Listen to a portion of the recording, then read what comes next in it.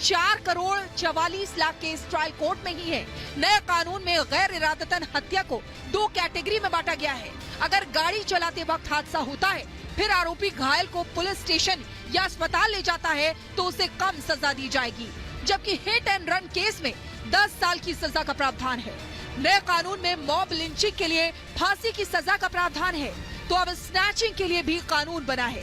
इसके अलावा किसी के सर पर लाठी मारने वाले को सजा तो मिलेगी ही, इससे ब्रेन डेड की स्थिति में आरोपी को 10 साल की सजा का प्रावधान है।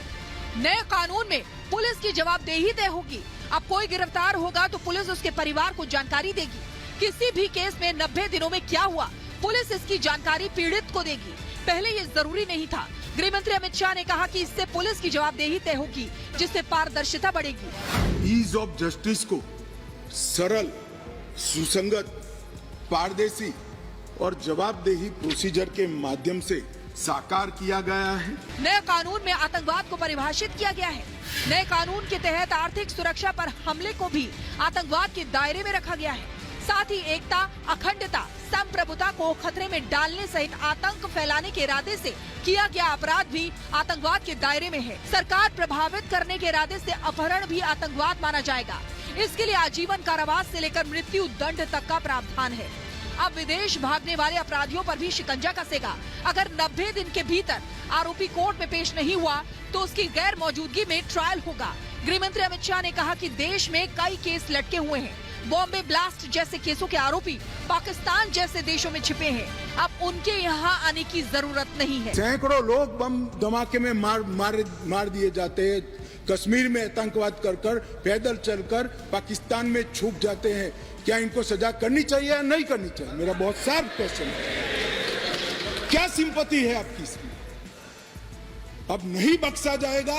आप आओ ना आओ, आपको सजा भी होगी और आपकी संपत्ति भी। नए कानून में फैसले के लिए कोर्ट की भी समय सीमा तय की गई है। जजमेंट को सालों तक लटकाया नहीं जा सकता है। कोर्ट को मुकदमा समाप्त होने के बाद 43 दिन में फैसला देना होगा। निर्णय देने के 7 दिन के भीतर सजा सुनानी होगी। वहीं दया याचिका सिर्फ दोषी ही दाखिल कर सकता है। कोई एनजीओ या संस्थान ऐसी याचिकाएं दाखिल नहीं कर सकते। सुप्रीम कोर्ट से याचिका खारिज होने के बाद 30 दिन के भीतर दया याचिका दाखिल करनी होगी। पहले सालों तक दया याचिकाएं दाखिल की जाती थी। गंभीर मामलों में आधी सजा काटने के बाद रिहाई का प्रावधान है। गृह मंत्री अमित शाह ने कहा कि पहले दया याचिकाएं सालों तक दाखिल की जाती थी। कोई भी एनजीओ या संस्थान दया याचिका दाखिल कर देता था, लेकिन अब ऐसा नहीं होगा। बलात्कार की पीड़िता का ऑडियो वीडियो रिकॉर्डिंग के माध्यम से रिकॉर्ड लेना कंपलसरी किया है।